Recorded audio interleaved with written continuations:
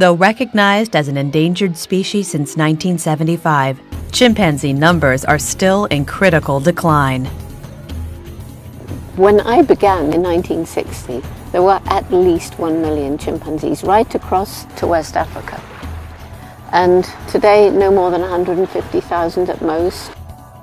At the heart of their declining population is an alarming practice.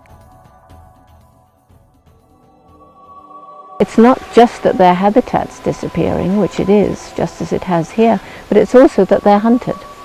They're hunted to some extent for the live animal trade, but they're also hunted for meat, along with gorillas and bonobos and elephants and everything that walks or flies in the forests of Congo and West Africa. It's called the bushmeat trade. And this has grown because the old kind of subsistence hunting that has been a way of life for the people in the forests for hundreds of years has changed because logging companies and to some extent mining companies have made roads deep into the heart of the last remaining forests. And this provides access for the hunters from the towns who go to the end of the logging road and shoot everything for food.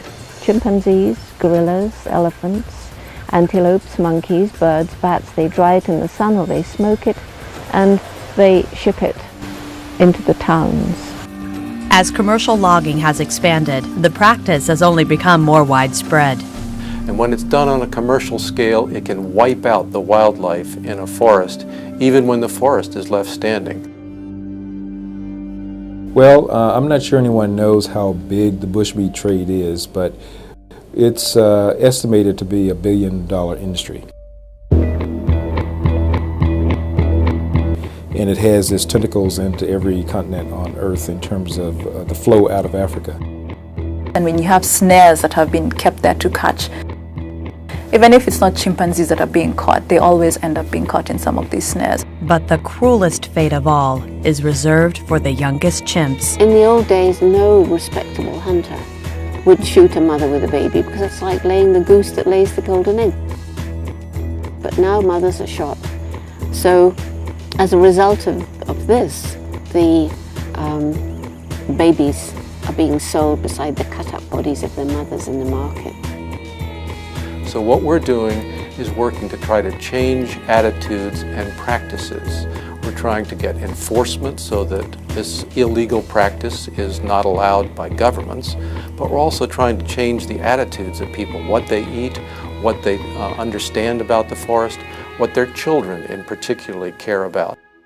And for many orphan chimps, the Jane Goodall Institute is the only hope for survival. When we can persuade governments to cooperate, these babies are confiscated because it is illegal in most of these site range countries. And then the baby chimps are brought to the Jane Goodall Institute representatives, and we have to care for them in sanctuaries. We can't put them back in the wild. They have to learn how to live. There isn't really enough habitat for the wild chimps. And in addition, they trust people and they'd wander into a village and get hurt or hurt someone. It's been estimated that chimpanzees cannot survive more than 15 to 20 years unless we do something right now to halt the bushmeat trade, or at least to reduce the bushmeat trade and to prevent it entirely for the great apes. By donating to the Jane Goodall Institute or adopting a chimpanzee, you can help eliminate bushmeat trade. The continued survival of chimpanzees and other great apes depends upon it. Please join us and help us save the chimpanzees today.